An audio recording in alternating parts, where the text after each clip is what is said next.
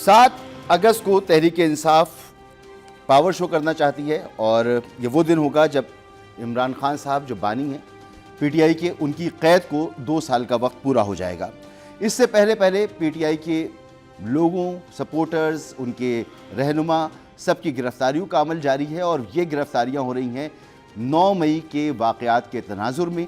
और supreme court के chief justice साहब ने तमाम ही मातहत अदालतों को ये हुक्म दिया था कि 8 अगस्त से पहले जितने भी 9 मई के केसेस हैं उनको कंक्लूड किया जाए और उनके फैसले सुनाए जाएं।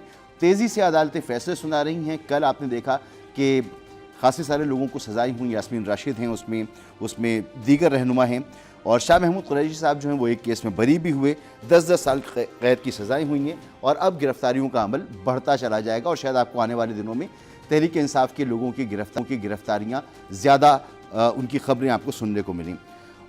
अब 5 तारीख को तहरीक इंसाफ एहतजाज करेगी या उससे पहले अपने आप को उनकी क़यादत जो है वो गिरफ्तारियों से बचाएगी।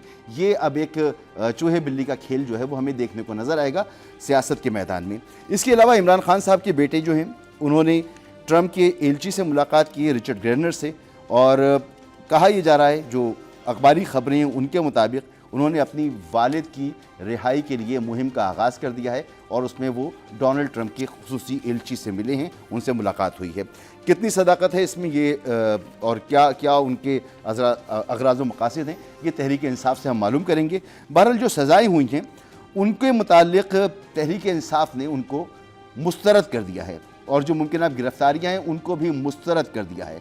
कहा जा रहा है कि ये इंतकामी कार्रवाइयाँ हैं जो तहरीक इंसाफ के ख़िलाफ़ हो रही हैं।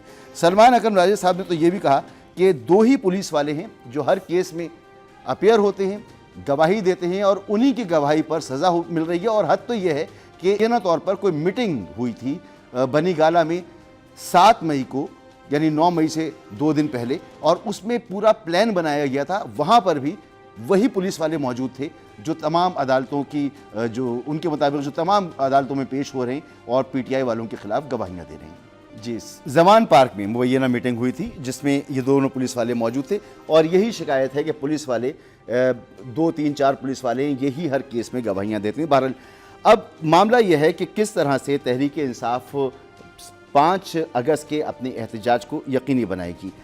हुकूमत की सफ़ों में इस वक्त खुशी है, वो मुतमईन हैं। तलाल चौधरी साहब क्या कह रहे हैं, शर्जील मेमन साहब क्या कह रहे हैं, मैं दोनों की आपको गुफ्तगू सुनाता हूँ।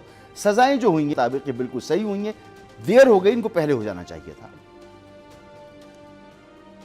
बिल्कुल ये सजा पहली होनी चाहिए थी, देर आए दुरुस्त आए, मगर ये मुमकिन नहीं है कि रियासत इस तरह की चीजों पर दरगुजर से काम ले, क्योंकि फिर इस तरह रियासत नहीं चल सकती।